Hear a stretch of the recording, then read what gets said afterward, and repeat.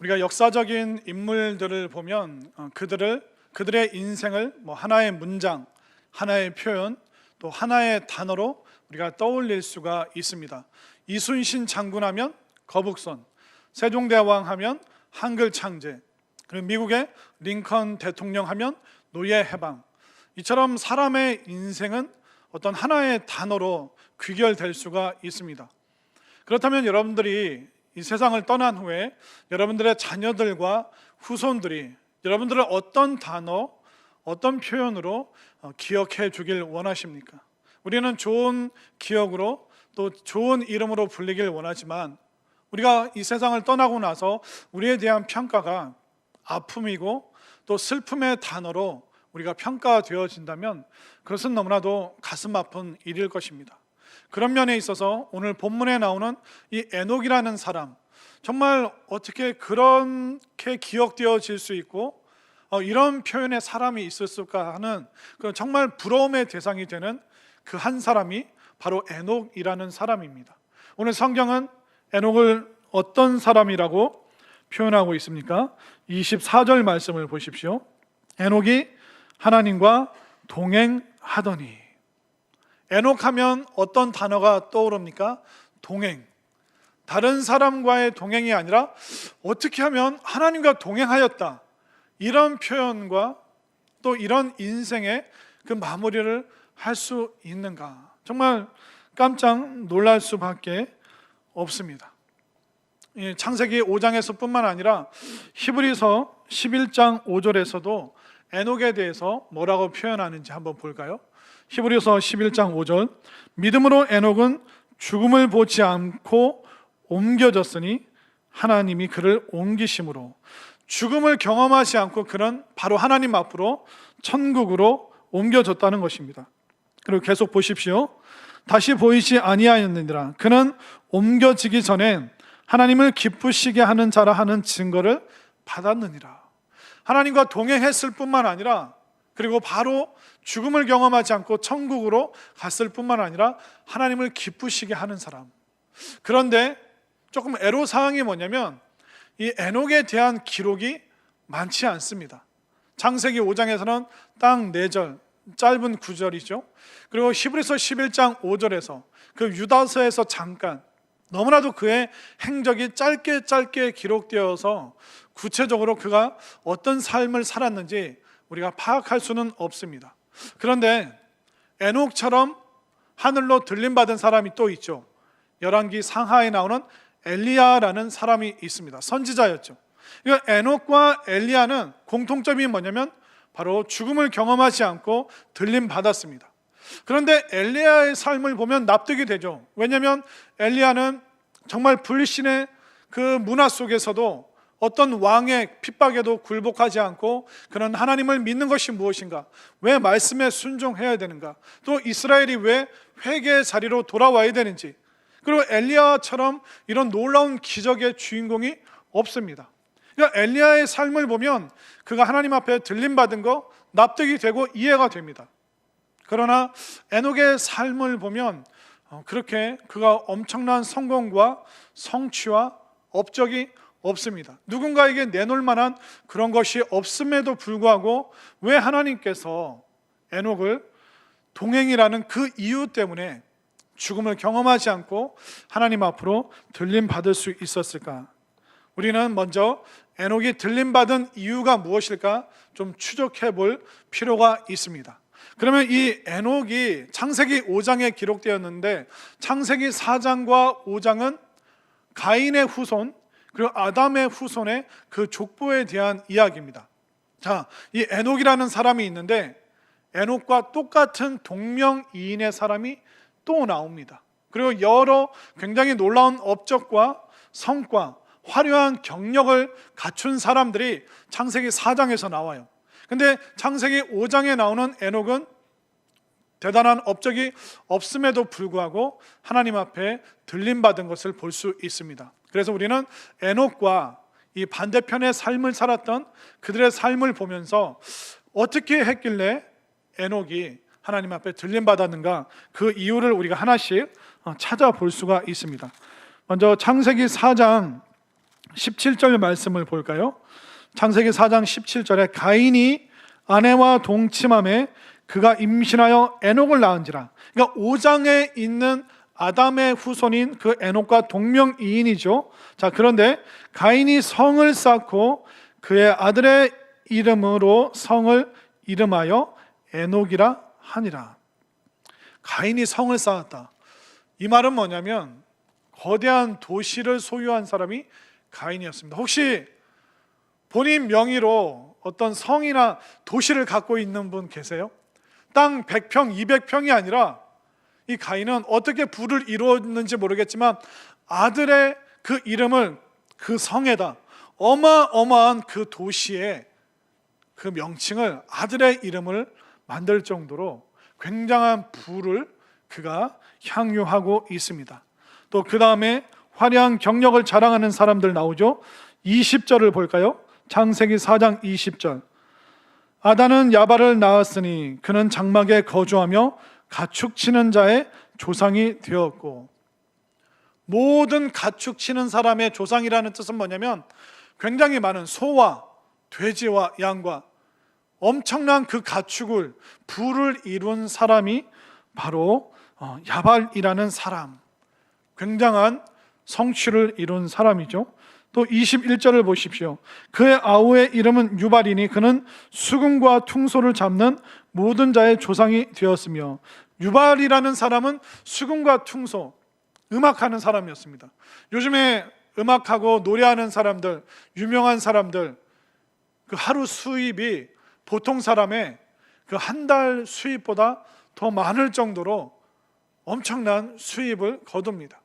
이 당시로 치면 이 유발이라는 사람은 어떻게 보면 아이돌, 그 어떤 그룹을 형성할 만큼의 굉장한 인기와 명성을 가진 사람이라고 성경은 기록하고 있죠. 또 22절을 보십시오. 실라는 두발 가인을 낳았으니 그는 구리와 쇠로 여러 가지 기구를 만드는 자요. 두발 가인은 구리와 쇠를 정교하게 가공하는 사람. 이 당시 고대 사회 때 이 금속을 다룬다는 것은 오늘날로 치면 IT, 우주, 항공 이런 쪽을 취급하는 사람과 동등한 위치였습니다. 그렇기 때문에 우리의 상상을 초월하는 그런 명성과 성공과 성취와 부를 거둔 사람이에요. 그런데 이런 어마어마한 사람들 속에서 에녹이 어떤 일을 했을까요?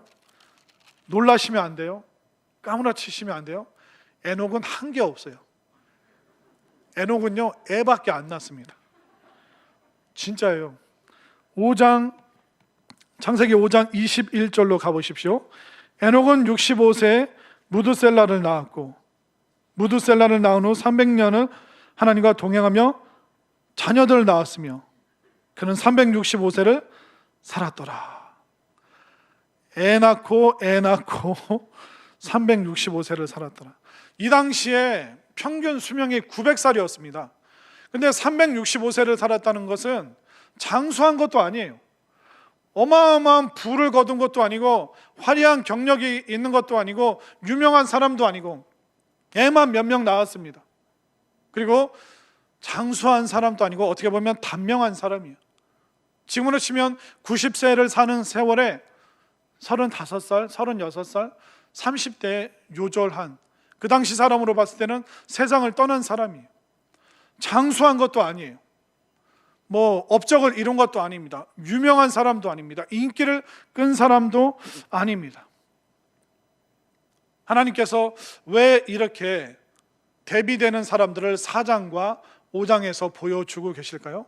그것은 뭐냐면 세상 사람들이 갖고 있는 그런 삶의 가치와 기준, 또 하나님께서 가지고 계신 그 기준이 전혀 다르다는 것을 하나님께서 에녹을 통해서 보여주고 계시는 것입니다. 오늘날 우리가 교회를 다니고 신앙생활하고 하나님을 믿음에도 불구하고 우리가 목말라 하는 게 뭐예요? 우리의 문제점은 뭐냐면 꽁 잡는 게 매라고 교회를 다녀도 성공하는 게 우선이야. 교회를 다니고 신앙생활해도 돈이 많아야지 행세를 할 수 있는 거야. 교회를 다녀도 우리가 좀 예배 못 가도 네가 좋은 대학, 좋은 기업, 좋은 곳에 취직해야지 엄마 아빠 교회에서 좀 행세할 수 있어. 그러니까 예배는 등한시해도 좋으니까 우선 네가 성공하는 거, 그게 중요해. 솔직히 말해서 오늘날 너무나도 많은 한국의 그리스도인들이 이런 사고방식과 이런 생각들, 이런 가치관으로 살아가시는 분들이 얼마나 많습니까? 그들은 대단한 성공과 성취와 놀라운 업적을 이룰 수 있을 것입니다. 그러나 하나님 기준에서 봤을 때 에녹이 제일 마음에 든다는 거예요.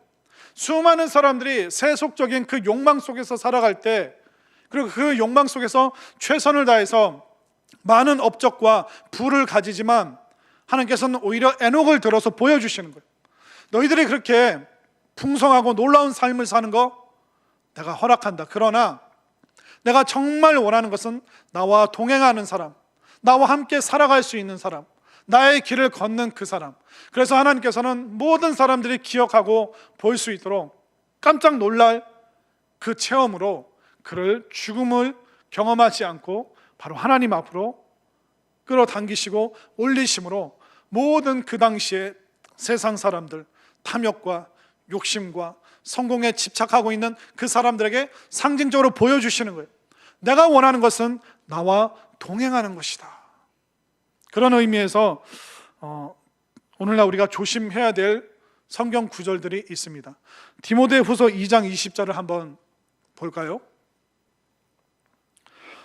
큰 집에는 금그릇과 은그릇뿐 아니라 나무그릇과 질그릇도 있어 귀하게 쓰는 것도 있고 천하게 쓰는 것도 있나니.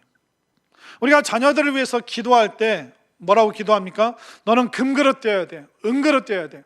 너는 차라리 큰 그릇이 되어야 돼. 작은 그릇 쳐다도 보지 마. 질그릇, 나무그릇 그거 좋은 거 아니야. 너는 무조건 금그릇이 되어야 돼. 이런 식으로 우리가 자녀들에게 은근히 강조할 때가 많습니다. 우리가 그런 사고방식으로 성경을 보면 어떻게 될까요? 그런 분들이 성경을 보면 볼수록 더 탐욕스러워집니다. 그런 분들은 설교를 들을 때마다 모든 설교를 그런 식으로 부와 성공과 성취로 합리화를 시켜버리는 거예요.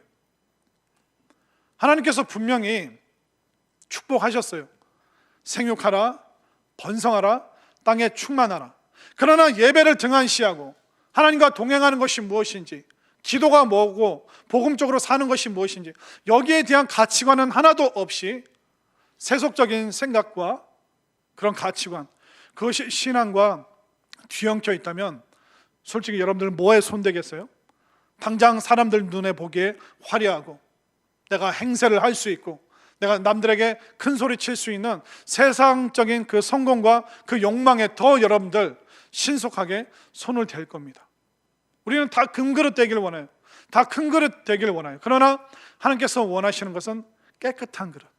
네가 질그릇이든 금그릇이든 나는 네가 깨끗했으면 좋겠다. 이것이 바로 하나님의 가치고 이것이 바로 하나님께서 우리에게 주시는 분명한 기준이라는 것입니다. 또 성경 말씀 우리가 구약 성경 미가서 6장 6절 8절 말씀을 한번 볼까요? 자, 미가서 말씀을 보면 이 미가가 살았던, 선지자가 살았던 그 당시에 이스라엘 백성들의 그 가치관을, 세속적인 물질주의 가치관을 그대로 보여줍니다. 6절, 내가 무엇을 가지고 여호와 앞에 나가며 높으신 하나님께 경배할까? 내가 번제물로 1년 된 송아지를 가지고 그 앞에 나아갈까? 하나님 앞에 경배하러 나가는데 저 사람은 양을 드렸어. 그럼 나는 소를 드릴 거야. 내가 더 뽐내고 싶어. 그리고 내가 하나님께 이만큼 투자했으니까 하나님께서 더 많은 것으로 나에게 보상해 주셔야 돼. 그런 사고방식으로 살았습니다. 7절, 여호와께서 천천의 순양이나 만만의 강물 같은 기름을 기뻐하실까? 하나님이 이런 걸 좋아하신다라고 생각하는 거예요. 그리고 내 허물을 위하여 내 맏아들을, 내 장자를, 내 영혼의 죄로 말미암아 내 몸의 열매인 자식들을 드릴까? 그러니까 내 죄를 사함받기 위해서 내가 하나님 앞에 나가는 것이 아니라 아들을, 딸을 인신공양, 사람을 제물로, 자기 자식을 제물로 바칠 정도로 그런 이방 우상 숭배의 그런 가치관을 서슴없이 따르고 있는 그 이스라엘 백성들을 향하여 지금 미가가 피를 토하며 외치고 있는 거예요. 너희들 하나님 앞에 예물을 드리는데 감사와 회개와 화목 제물이 아니라 하나님께 드려서 더 탐욕스럽게, 하나님 나에게 안 주시면 하나님 예배 안 드릴 거예요? 하나님 나에게 더 보상해 주셔야 돼요?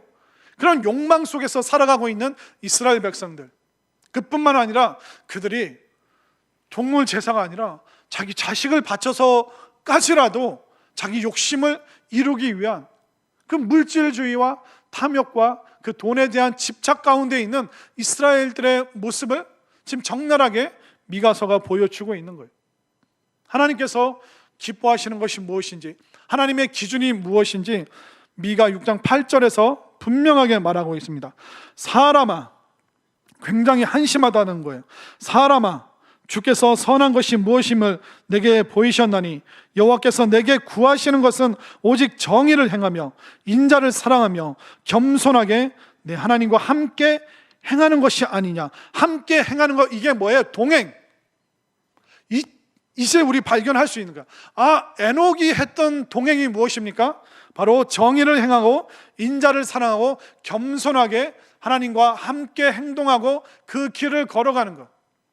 하나님께서 지금 어마어마한 성취를 가지고 그것으로 하나님께 드려서 하나님께 더 많은 것을 보상으로 얻어내는 것, 그런 세상 속에서 화려한 경력을 내세우는 그 세상 속에서 에녹은 뭐 했어요? 아이를 낳으면서 그런 진솔하고 정직하게 의롭게 사랑이 가득한 마음 가지고 그런 조용히 잠잠히 하나님과 동행하는 그 삶을 살았음을 성경이 이야기하고 있습니다. 그러니까 구약과 신약이 동일한 가치, 동일한 주제를 얘기하고 있죠. 우리는 금그릇, 은그릇, 큰 그릇 소망하는데 하나님 아니, 깨끗한 그릇. 미가서에 나오는 이스라엘 백성들은 하나님께 투자해서 더 많은 것을 받아내길 원해요. 자기 자식을 바쳐서까지라도 성공하길 원하고 있어요. 그러나 하나님은 그게 아니라 하나님의 기준은 뭐예요? 정의, 인자함, 사랑이 넘침, 그리고 하나님 앞에서 순종하면서 하나님과 동행하는 삶. 이것이 바로 성경의 가치고 하나님께서 원하시는 에녹이 살았던 그 동행의 삶이라는 것을 여러분들 분명히 믿으시기를 바랍니다. 그렇기 때문에 하나님께서 원하시는 것이 뭘까요? 우리가 화려하지는 않아도 평범한 삶 속에서 하나님의 그 길을 걸어가는 것, 그것이 바로 하나님께서 원하시는 삶이라는 것을 다시 한번 여러분들 분명히 믿으시기를 바랍니다. 그러면 구체적으로 동행이란 무엇일까요? 동행은 바로 하나님의 영향권 아래에 있는 것입니다. 이 에녹을 알기 위해서는 동행이라는 단어, 또 성경의 가치와 그 기준을 살펴봐야 되는데, 이 에녹의 후손 중에 에녹처럼 하나님과 동행한 사람이 또 등장합니다. 누굴까요? 노아라는 사람이 나와요. 노아의 삶을 보면 우리가 에녹의 삶을 알 수 있는 거예요. 자, 창세기 6장 9절로 한번 가볼까요? 이것이 노아의 족보니라. 노아는 의인이요 당대 완전한 자라. 그는 하나님과 뭐하였으며? 동행하였으며. 그러니까 에녹과 똑같은 삶을 살아가는 사람이 성경에 또 등장하고 있어요. 자, 그러면 동행이 구체적으로 무엇인가? 창세기 6장 22절로 가보겠습니다. 노아가 그와 같이 하여 하나님이 자기에게 명하신 대로 다 준행하였더라. 명하신 대로 준행하였더라. 이 준행이 바로 동행이라는 단어입니다. 이 히브리어를 정확하게 해석을 하면 뭐냐면 하나님 영향권 아래에서 행동하였더라. 그렇게 해석을 할 수 있습니다. 그러니까 동행이 뭐예요? 하나님의 영향권 아래에서 살아가는 것입니다. 우리가 영향권이 뭐냐면, 예를 들어서 한번 설명드리겠습니다. 차를 여는 방법이 두 가지가 있습니다. 열쇠로 여는 방법이 있고, 버튼을, 자동차 키 버튼을 눌러서 여는 방식이 있는데, 요즘은 이렇게 삑삑 이게 버튼을 누르는 차들이 많이 있죠. 제 차도 이제 기아에서 나온 하얀색 차입니다. 제 차도 버튼으로 누르는데, 근데 마트 주차장이나 지하 2층, 3층 주차장에 가면 제 차랑 똑같은 종류, 똑같은 색깔의 차들이 많이 있어요. 그래서 가끔 아이들이랑 밥 먹고 나오다 보면 애들이 이렇게 가다가 똑같은 엉뚱한 차에 가서 그 차를 타려고 그래서 야 아들 일로 와, 그 차 아니야, 그 차 아니야, 여기 있어, 여기 있어. 그래서 제가 삑삑 누르면 제 차는 어떻게 해요? 깜빡깜빡. 아, 주인님 오셨습니까? 그러면서 깜빡깜빡해요. 걔가 진짜예요. 여러분들, 세상에는 똑같은 브랜드의 차가 많습니다. 똑같은 하얀 차가 많이 있어요. 그런데 저에게 반응하는 차는 몇 개일까요? 한 개밖에 없어요. 그 차는 저를 주인으로 인식하고 그 차만이 저의 영향권 아래에 있는 것입니다. 그러니까 하나님의 영향권 아래에 있다는 것은 뭐냐면, 하나님께서 말씀의 버튼을 삐빅 누를 때마다 여러분들 어떻게 하셔야 돼요? 깜빡깜빡 졸아야 돼요. 깜빡깜빡 말씀에 반응해야 돼요. 반응해야죠. 그러니까 하나님은 계속 버튼을 누르시는 거예요. 언제까지? 우리가 말씀에 반응할 때까지. 그 말씀의 영향권 아래에서 언제든지 내 인생의 주인 되신 그 하나님 앞에 반응하는 그 사람이 하나님의 말씀을 준행하는 사람이요, 에녹과 같이 하나님과 동행하는 사람이라는 것을 여러분들 분명히 믿으시기를 바랍니다. 하나님께서 자꾸 말씀으로 여러분들에게 누르시죠. 부담 주시죠. 여러분들 마음 힘들게 하시죠. 그때 우리가 해야 되는 게 뭐예요? 반짝반짝, 깜빡깜빡. 그때마다 하나님께서 누르실 때마다, 힘줘서 누르실 때마다 그 말씀에 반응하는 사람이 바로 에녹과 같은 사람이요, 노아와 같은 사람이요, 준행하는 사람이고 동행하는 사람이고 하나님의 영향권 아래에 있는 사람이라는 것을 분명히 깨달으시기를 바랍니다. 그래서 이런 사람들은 세상의 가치가 아니라 성경의 가치, 하나님께서 원하시는 그 삶의 기준으로 우리가 나아가게 되어 있습니다. 오늘날 우리가 하나님의 영향권 아래에서 제대로 반응하는 것 같지만, 그런데 우리들 속에 하나님께서 기뻐하시지 않는 그런 모습들이 사실 은연중에 스며 있는 것이 많습니다. 여러분들의 기도만 봐도요, 여러분들이 하나님께 제대로 반응하는지 아니면 세상 욕망에, 세상 가치에 반응하는지 여러분들의 기도의 언어만 봐도 솔직히 금방 알 수가 있습니다. 예전에 우리 부모님들이나 목사님들이 우리 자녀들의 머리를 잡고 기도할 때마다 그런 기도 많이 하셨죠. 하나님, 우리 아무개가, 우리 철수가, 영희가 세상 나가서 꼬리가 되지 아니하고 뭐가 되라고요? 머리가 되게 해 주시옵소서. 엄마 아빠들이 새벽 기도 갔다 와서 곤히 자고 있는 애들 머리를 붙잡고 막, 하나님 꼬리가 되지 않고 머리가 되게 하옵소서. 그러니까 그래서 교회 사람들 보면 머리가 큰 사람들이 많아요. 이 기도의 부작용으로 목사님들이 막 앞뒤로 막 흔들잖아요. 머리를 막. 꼬리가 되지 아니하고. 그건 나쁜 기도 아니에요. 성경적인 기도고 성경에 나와 있는 표현들입니다. 그 표현이 어디에 나온지 아세요? 신명기 28장 13절 14절 말씀 볼까요? 우리가 꼬리가 되지 아니하고 머리가 되는 것, 이거 하나님께서 주신 말씀이에요. 그런데 실망스러운 건 뭐냐면, 부모님들이, 목사님들이 앞에 것만 얘기하고 그 뒤에 있는 내용들은 빼먹고 기도를 안 한다는 겁니다. 이게 문제라는 거예요.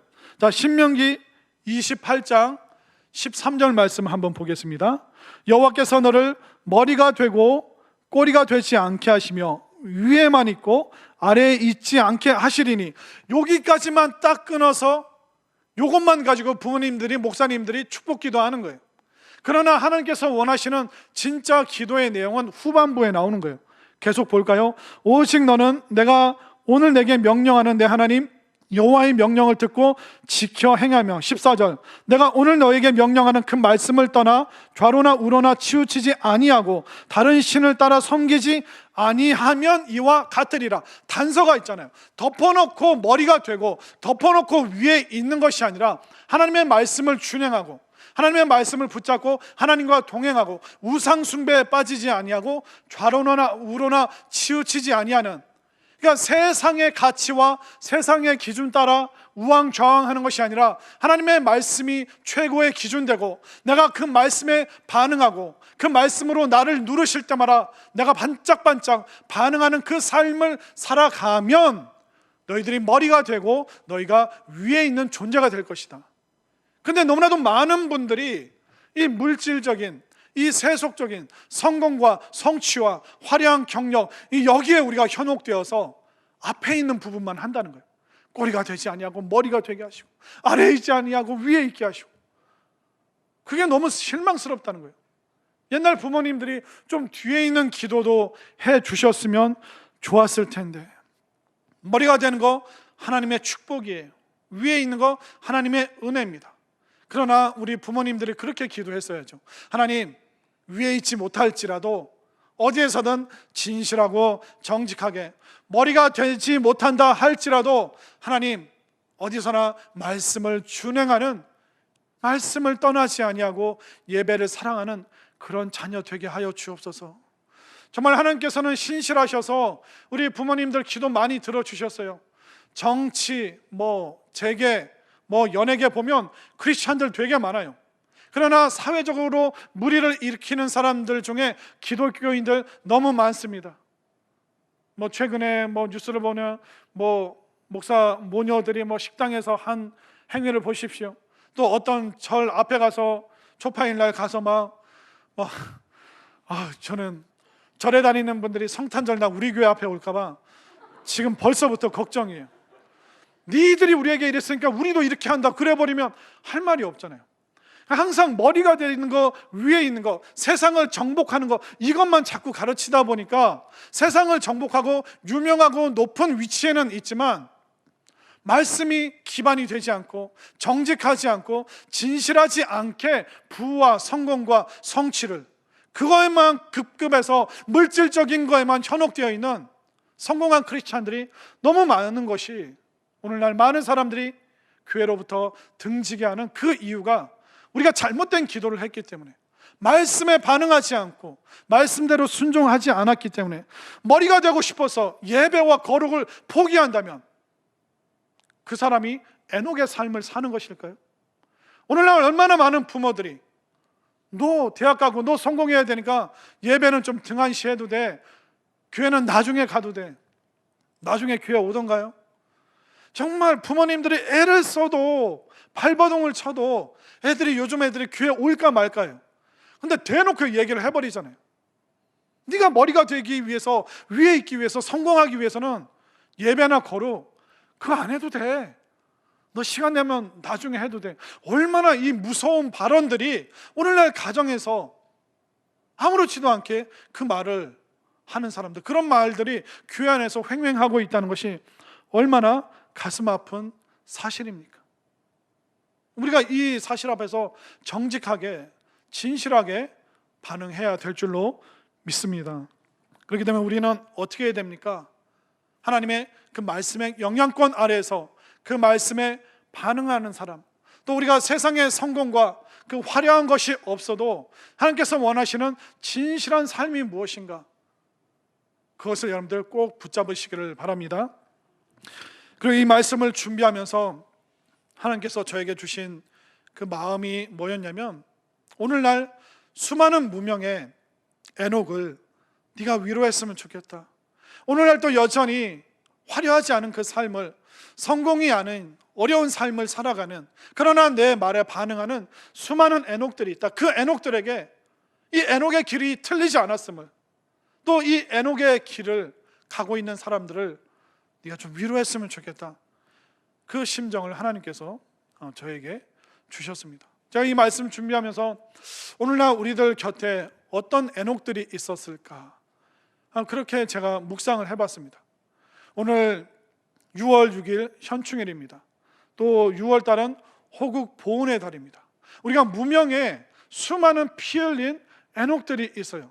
이 나라의 독립을 위하여, 광복을 위하여 정말 이름 없이 빛도 없이 사라진 그 고문 속에서 죽은 수많은 무명의 그 에녹들이 우리들에게 있습니다. 그들이 무덤에 잠자고 있습니다. 또 이 나라를 전쟁의 포화 속에서, 그 전쟁의 그 아비규환 속에서 지키기 위해서 자신의 젊음을, 청춘을 바친 대한민국 군인들과 또 외국의 군인들이 있습니다. 그들이 바로 누구예요? 오늘날 이 나라와 민족을 지켜준 에녹과 같은, 정말 그 무명의 에녹과 같은 사람들이 오늘날 너무나도 많이 있다는 것입니다.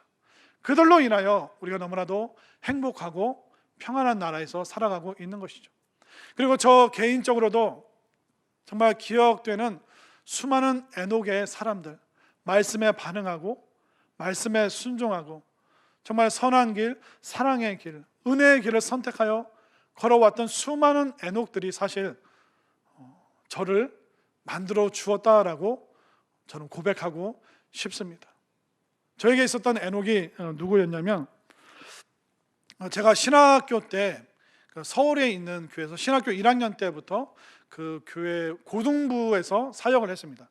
근데 제가 서울에 있던 그 교회는 고등부 담당 부목사님이 계셨고 그 밑에 이제 총무교사가 있었는데, 제가 이제 신학교 1학년 때 총무교사로 그 고등부에서 사역을 했고, 또 군대 제대하고 나서 인사드렸는데 다시 우리와 사역하자 이렇게 불러주셔가지고 또 신학교 3학년 때부터 다시 그 교회에서 이제 사역을 했는데, 교사분들이 우리가 모르는 사이도 아니고 또 어차피 이제 앞으로 전도사님 목사님 되시니까 우리 제대하고 오셨으니까 목사님 좀 전도사님으로 우리가 호칭을 하고 또 사례도 좀 우리 부서에서 좀 해드리면 어떨까요? 제가 이 정도였습니다. 여러분들 잘 모르시겠지만, 그래서 제대하고 이제 고등부 부서에서 이제 전도사님이라는 호칭으로 불리면서 사역을 했는데, 그때 그 고등부 사역을 했던 교사분들이 굉장히 쟁장한 분들이었습니다. 고등부 이제 부장님은 연대 세브란스 의과대 병원의 피부과 교수님이셨어요. 또 그 옆에 앉아 있는 부부는 남편은 국립암센터 의사고, 아내는 인하대 의대 교수고, 또 옆에 툭 부딪히는 선생님은 서울대 미대 나오고, 또 그 옆에는 서울대 사회학과 나와서 국립과학수사연구소에서 뭐 연구하시는 그런 분, 또 찬양팀 봉사하시는 교사들 가보면 한예종 한국예술종합학교라고 있는데 한예종 작곡과, 또 그 옆에서 막 반주하고 있는 분은 뭐 이대 피아노학과, 이제 그런 분들이었어요.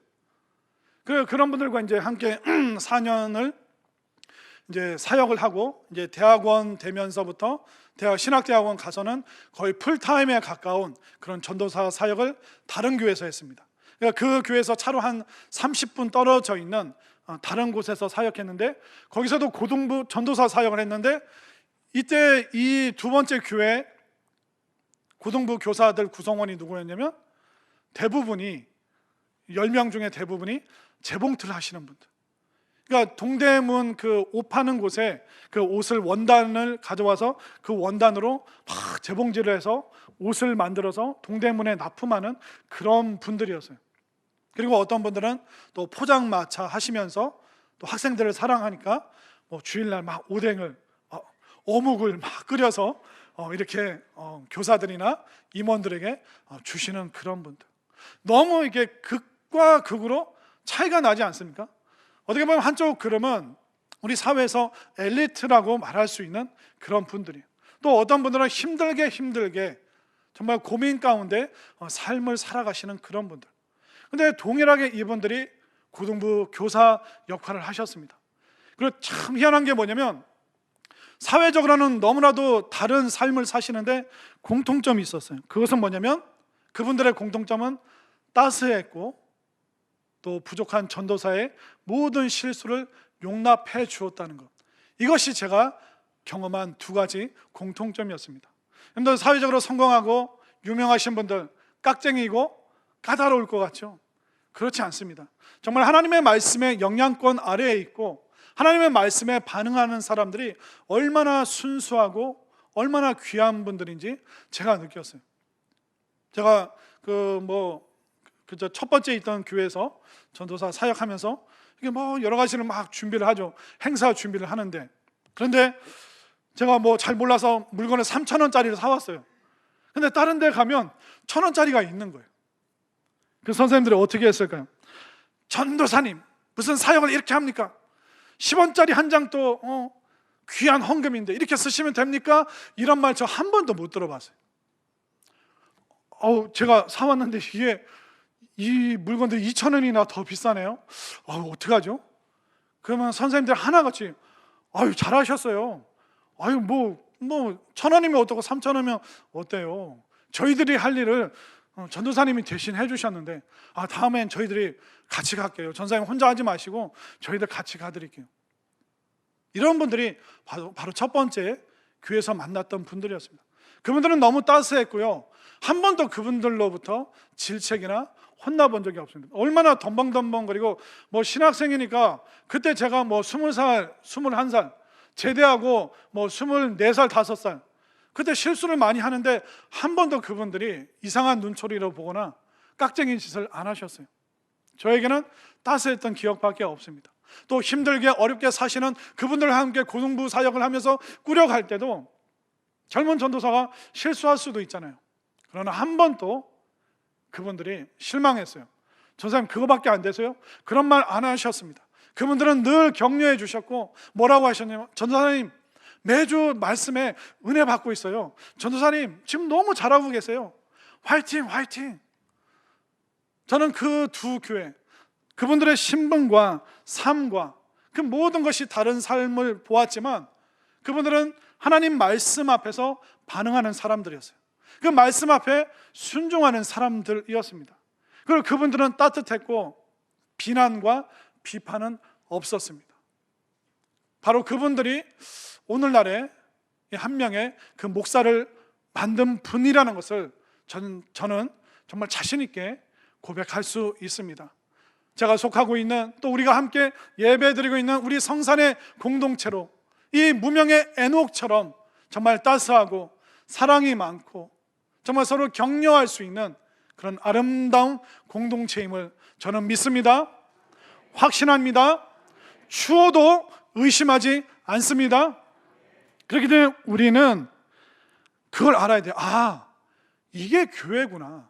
교회에 와서 우리가 어떻게 행동하고 어떻게 말해야 되는지, 이게 사랑이구나, 이게 은혜구나. 교회에서 여러분들이 이걸 체험할 수 있게 되기를 바랍니다. 여러분들 교회에서 비난하고 비판하고 정죄하는 거 지금 당장 멈추시기를 바랍니다. 물론 우리 교회 그런 분들은 없지만 우리 교회에서 비난과 비판 굉장히 조심하셔야 됩니다. 그거 죄 짓는 거예요. 진짜예요. 함부로 비난하고 비판하고 정죄하고, 그거 정말 조심하셔야 됩니다. 요즘 우리가 떡을 많이 받고 있죠. 떡 받을 때 어떤 분, 그러니까 모르겠어요, 그냥 제가 하는 얘기예요. 떡 받으면서 어떤 분은 그럴까, 나는 빵이 더 좋은데, 오늘 떡은 지난주 떡보다 좀 못한 것 같아. 이게 뭐예요? 교회에서 죄 짓는 거라니까요. 여러분들 그러시면 안 돼요. 여러분들 떡 받으면 어떻게 되는지 아세요? 한번 따라해 보세요. 오, 좀 크게 하겠습니다. 오, 이게 웬 떡이냐? 아멘인가요? 그러니까 교회에서 우리가 말 잘못하고 상처 주고 비난하고 비판하고 비교하고, 그거 죄 짓는 거라니까요. 교회에서 그렇게 행동하면 밖에 나가서는 더 한다는 거예요. 따라서 하겠습니다. 오, 이게 웬 떡이냐? 아멘인가요? 교회에서 수많은 에녹과 함께 이런 언어를 말하고 이런 경험을 하고 이런 체험을 하고, 정말 힘들 때 함께 울어줄 수 있고 기쁘고 좋은 일이 있을 때 함께 박수 칠 수 있는 에녹, 엄청난 성과, 업적, 화려한 경력 없었습니다. 애만 낳았습니다. 어떻게 보면 단명했습니다. 그럼에도 불구하고 그는 죽음을 보지 않고 상징적으로 하나님께서 그를 올리신 이유가 뭘까요? 내가 원하는 삶이 이것이다. 내가 너희들을 풍요롭게 풍성하게 하겠지만 정말 이 본질적인 나와 동행하고 내 말에 반응하고 내 영향권 아래에서 너희들이 진실된 성경적인 가치를 가지고 살아가는 것, 이것이 바로 수많은 에녹을 향한 나의 메시지다. 이 음성이 여러분들에게 들리게 되기를 바랍니다. 오늘날 전염병으로 인해서 우리가 사람들 간에는 거리 두기를 해야 됩니다. 근데 사람들과 거리 두기를 하다가 어떤 분들은 예배와 거리를 두고 하나님과 거리를 두는 사람들이 너무나도 많습니다. 그것은 뭐냐면 하나님의 영향권 밖에 살아가는 너무나도 위험한 삶이라는 것입니다. 오늘 말씀 들은 여러분들이 더 하나님 가까이 올 뿐만 아니라 하나님과 동행하고 그 말씀에 준행하고 그 말씀의 영향권 안에서 하나님께서 계속 그 말씀으로 나를 누르실 때 언제든지 내가 반응하여서 내가 무명이고 화려하지 않아도 성공과 업적과 부유함이 없어도 이 에녹처럼 하나님과 동행하며 살아가기로, 평생 그렇게 살아가기로 결단할 수 있는 우리 모두가 될 수 있기를 간절히 소망합니다.